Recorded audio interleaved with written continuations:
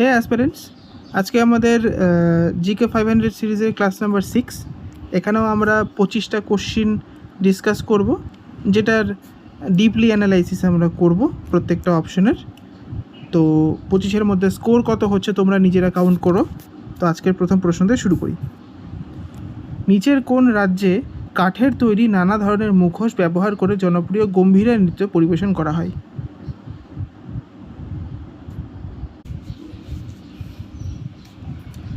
সঠিক উত্তর option number এ, পশ্চিমবঙ্গে গম্ভীরা নৃত্য পরিবেশন করা হয়। তো আরও কিছু নৃত্য এবং এর সম্পর্কে আমরা দেখে নেই। এর উৎপত্তি কোথায়? পশ্চিমবঙ্গের প্রধানত মালদা, উত্তর ও দক্ষিণ দিনাজপুরে এই নাচের উৎপত্তি। এছাড়াও পশ্চিমবঙ্গে ছৌ নাচ, টুসু বা ভাদু নাচ, বাউল ও কীর্তনও পশ্চিমবঙ্গে জনপ্রিয়। পরবর্তী প্রশ্ন, নিচের কোনটি জাতিসংঘ বা ইউনাইটেড নেশনস এর 6টি সরকারি ভাষার একটি?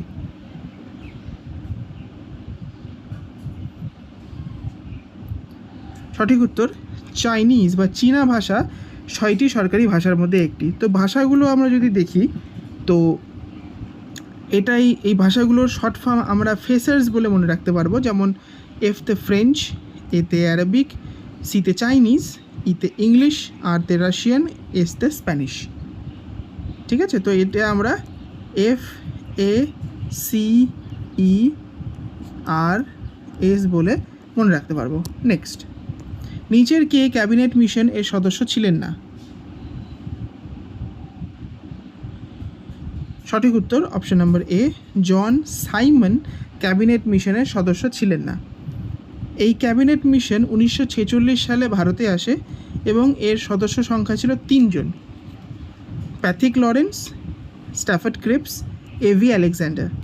এর উদ্দেশ্য কী ছিল? ভারতে একটি সাংবিধানিক সভা গঠন করা, ব্রিটিশ শাসন থেকে ভারতের নেতৃত্বের হাতে শান্তিপূর্ণভাবে ক্ষমতা হস্তান্তর এবং অন্তর্বর্তী বা ইন্ট্রিম গভর্নমেন্ট গঠন করা।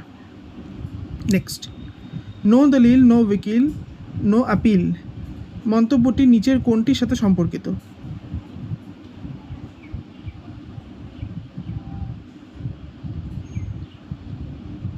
অপশন বি হচ্ছে সঠিক উত্তর। এটি রাওলাট অ্যাক্টের সাথে সম্পর্কিত।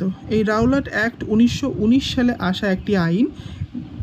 অন্য নাম এটার হচ্ছে কালো আইন। কেন? কারণ ব্রিটিশ সরকার কোনো অ্যারেস্ট ওয়ারেন্ট ছাড়াই যে কোনো সন্দেহভাজন লোককে গ্রেপ্তার করতে পারতেন এবং সর্বোচ্চ তাকে 2 বছরের জন্য জেলে আটক রাখতে পারতেন। এই জন্যই এই আইনটাকে কালো আইন বলা হয়েছিল। নেক্সট, মহাত্মা গান্ধী কোন আইনের বিরুদ্ধে লড়াই করার সিদ্ধান্ত নেন এবং সত্যাগ্রহ শুরু করেন? সঠিক উত্তর রাওলাট অ্যাক্ট, যেটা আমরা আগের আইনে দেখলাম। তিনি সেই আইনটাকে বিরোধী করেন, মানে সেই আইনটা তিনি আইনের বিরোধিতা করেন এবং তার পরিপ্রেক্ষিতে 1919 সালেই তিনি রাওলাট সত্যাগ্রহ শুরু করেন। নেক্সট, অন্যান্য আইনগুলো আমরা যদি দেখি যেগুলো স্বাধীনতার আগে চলেছিল, যেমন রেগুলেটিং অ্যাক্ট 1773 সালে, ইস্ট ইন্ডিয়া কোম্পানি শাসন নিয়ন্ত্রণের জন্য ব্রিটিশ পার্লামেন্ট প্রথম আইন এটা। এর অনুযায়ী ওয়ারেন হেস্টিংস বাংলার প্রথম গভর্নর জেনারেল হিসেবে নিযুক্ত হন এবং এই অ্যাক্টেই 1774 সালে ভারতবর্ষে প্রথম সুপ্রিম কোর্ট প্রতিষ্ঠিত হয়, যেটা ছিল কলকাতায়। নেক্সট, ভার্নাকুলার প্রেস অ্যাক্ট, এটা খুবই ইম্পর্টেন্ট। 1888 সালে এটি আসে এবং এই আইন করে ভারতীয় ভাষায় সংবাদপত্রের উপর নিষেধাজ্ঞা জারি করা হয়, কারণ সংবাদপত্রে ব্রিটিশ বিরোধী কিছু সংবাদ দেওয়া হচ্ছিল। Next, government of India act 1858 সালের। নেক্সট, দ্বিতীয় বিশ্বযুদ্ধে নিচের কোন দেশটি অক্ষশক্তির অন্তর্ভুক্ত ছিল?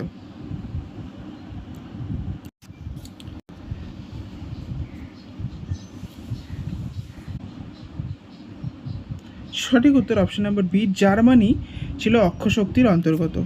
তো দুটি ভাগে ভাগ হয়েছিল এই যুদ্ধের শক্তিগুলো, একটা ছিল অক্ষশক্তি, একটা ছিল মিত্রশক্তি। অক্ষশক্তিকে বলা হতো অ্যাক্সিস পাওয়ার, যার মধ্যে ছিল জার্মান, ইটালি, জাপান এরকম, এবং মিত্রশক্তির মধ্যে ছিল Britain, France, US, Soviet union, America, চীন এরা। নেক্সট, ভারতের সবচেয়ে পুরনো সংবাদপত্র যেটি এখনো প্রকাশিত হয়ে আসছে সেটি নিচের কোনটি? সঠিক উত্তর বোম্বে সমাচার এখনও প্রকাশিত হয়ে আসছে ভারতবর্ষে। তো কিছু পুরনো সংবাদপত্র যদি আমরা দেখি, তো প্রথম সংবাদপত্র ছিল হিকিজ গ্যাজেট, বেঙ্গল গ্যাজেট, যেটা 1780 সালে প্রকাশ পেয়েছিল। সমাচার দর্পণ 1818 সালে, এটি বাংলার প্রথম সাপ্তাহিক সংবাদপত্র। তারপর ছিল সমাচার দর্পণ 1818, এটা রিপিট হয়ে গেছে। মুম্বাই সমাচার, যেটা এখনও প্রকাশ পায়, এবং আনন্দ অমৃতবাজার পত্রিকা, যেটা 1868 সালে প্রকাশ পেয়েছিল। নেক্সট, বিনামূল্যে এবং বাধ্যতামূলক শিক্ষার অধিকার আইন, free right two free and compulsory education act পার্লামেন্টে কত সালে পাশ হয়েছিল? সঠিক উত্তর 2009 সালে এটি পার্লামেন্টে পাশ হয়েছিল। এটি মাধ্যমে বলা হয়েছিল যে 6 থেকে 14 বছর বয়সী সকল শিশু বিনামূল্যে এবং বাধ্যতামূলক শিক্ষা তাদেরকে দিতে হবে। এটি কোন অনুচ্ছেদে যোগ হয়েছিল? আর্টিকেল 21A-তে যোগ হয়েছিল। নেক্সট, সংবিধানের 370 নম্বর অনুচ্ছেদের প্রধান রূপকার বা খসড়া প্রণেতা কে ছিলেন? সঠিক উত্তর এন গোপালস্বামী আয়াঙ্গার ছিলেন এটির খসড়া প্রণেতা। নেক্সট, এই আইনের ইতিহাস আমরা যদি দেখি, তো ডক্টর BR আম্বেদকর জম্মু কাশ্মীরকে নিয়ে বিশেষ মর্যাদা দেওয়ার বিরোধিতা করে 370 নম্বর খসড়া তৈরি করতে অস্বীকার করেছিলেন। BR আম্বেদকর কিন্তু অস্বীকার করেছিলেন।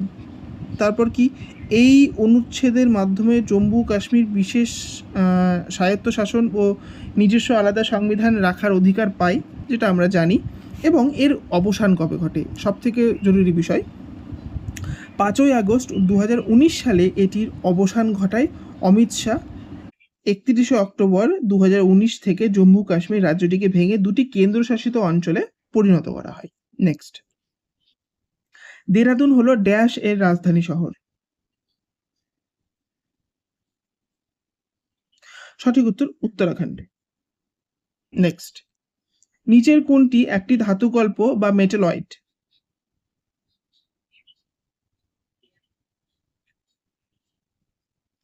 সঠিক উত্তর সিলিকন। নেক্সট, তো ধাতুকল্প বা মেটালয়েড কি যদি আমরা বলি, যেসব মৌলের মধ্যে ধাতু এবং অধাতু উভয়ের গুণ বৈশিষ্ট্য বিদ্যমান তাদেরকে আমরা ধাতুকল্প বলে থাকি। পর্যায় সারণীতে 7টি প্রধান ধাতুকল্প আছে, যেমন boron, silicon, germanium, arsenic, antimony, tellurium আর পোলোনিয়াম। নেক্সট, ইস্ট এর নিচের কোন ভিটামিন প্রচুর পরিমাণে পাওয়া যায়?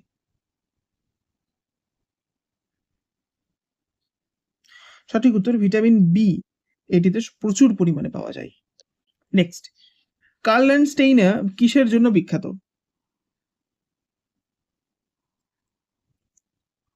সঠিক উত্তর রক্তের গ্রুপ বা বিন্যাস তিনি আবিষ্কার করেছিলেন। নেক্সট, এবনি, মেহগনি এবং রোজউড গাছগুলো কোন ধরনের বনাঞ্চলের অন্তর্ভুক্ত?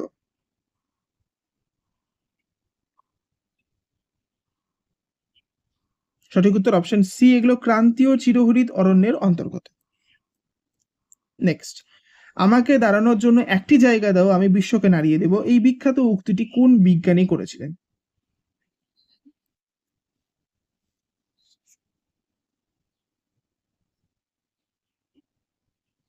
সঠিক উত্তর এই বিখ্যাত উক্তিটি করেছিলেন option number D, Archimedes. Next, কাকে পারমাণবিক পদার্থবিজ্ঞানের বা নিউক্লিয় পদার্থবিজ্ঞানের জনক বলা হয়?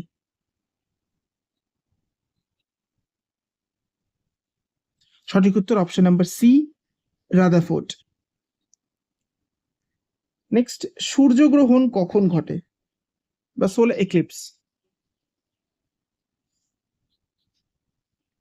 সঠিক উত্তর, আগে উত্তর দেখার আগে আমরা ছবি হিসাবে দেখে নিই। যখন সূর্যগ্রহণ হয় তখন সূর্য এবং পৃথিবীর মাঝখানে চাঁদ চলে আসে। তো কি হয়, সূর্যের আলো ডাইরেক্টলি চাঁদে পড়ে এবং চাঁদের যে ছায়া সেটা পৃথিবীতে আসে, এর ফলে হয় সূর্যগ্রহণ। চন্দ্রগ্রহণে কি হয়, যে সূর্য আর চাঁদের মাঝখানে পৃথিবী আসে। চন্দ্রগ্রহণ। সূর্যগ্রহণের বিশেষত্ব কি, যে এটি সূর্যের আলোকে ব্লক করে দেয়, এবং চন্দ্রগ্রহণের বিশেষত্ব কি, এটি চাঁদের আলোকে ব্লক করে দেয়। সঠিক উত্তর হবে অপশন নাম্বার সি, যখন চাঁদ, সূর্য ও পৃথিবী মাঝখানে আসে।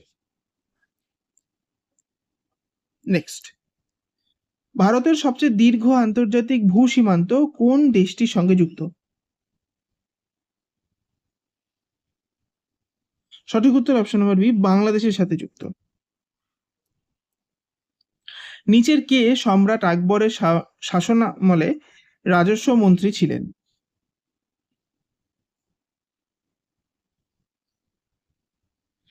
সঠিক উত্তর টোডরমাল। টোডরমাল ছিলেন রেভিনিউ বা ফাইন্যান্স মিনিস্টার। তো পরীক্ষা সংক্রান্ত তথ্য, এটা খুব ইম্পর্টেন্ট, মার্ক করে নিতে পারো, যে টোডরমল জাপ্তি প্রথা এনেছিলেন। রাজা টোডরমল ছিলেন সম্রাট আকবরের দরবারে অর্থমন্ত্রী বা রাজস্ব মন্ত্রী। তিনি দহশলা বন্দোবস্ত বা জাপ্তি প্রথা চালু করেছিলেন। ইম্পর্টেন্ট, কিন্তু পরীক্ষায় অনেকবার এসছে এটা, যেখানে বিগত 10 বছরের গড় ফলন ও মূল্যের উপর ভিত্তি করে জমির খাজনা নির্ধারণ করা হতো। আকবরের আগে তিনি শেরশাহ সুরিরও দরবারে কাজ করেছেন। ঠিক আছে, নেক্সট, সিগমো কি?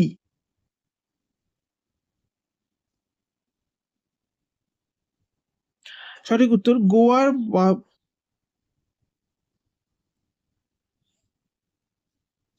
সঠিক উত্তর অপশন নাম্বার এ, গোয়ার বসন্তকালীন উৎসব।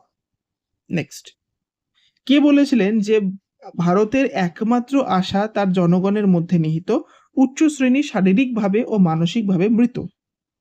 এই কথাটি কে বলেছিল? কথাটি বলেছিল স্বামী বিবেকানন্দ। নেক্সট, স্বামী বিবেকানন্দ সম্পর্কে আমাদের একটু জানা উচিত, কারণ বেশ কিছু প্রশ্ন তার তথ্য থেকে আসে। যেমন তার জন্ম দিবস আমাদের যুব দিবস হিসেবে পালন করা হয়। তার প্রকৃত নাম ছিল নরেন্দ্রনাথ দত্ত, এবং তিনি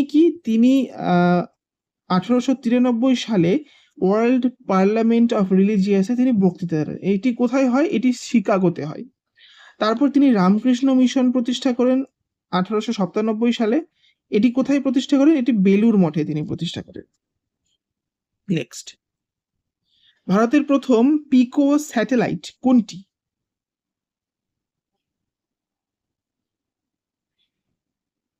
সঠিক উত্তর অপশন নাম্বার সি, স্টার স্যাট। এটি প্রথম ভারতের পিকো স্যাটেলাইট। নেক্সট, নিচের কোন ধাতুটি সবচেয়ে নরম?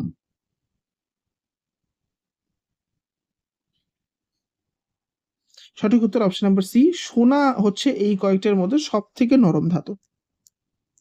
নিচের কোনটি ব্যবহার করে ওয়েব পেজ তৈরি বা নির্মাণ করা যায়?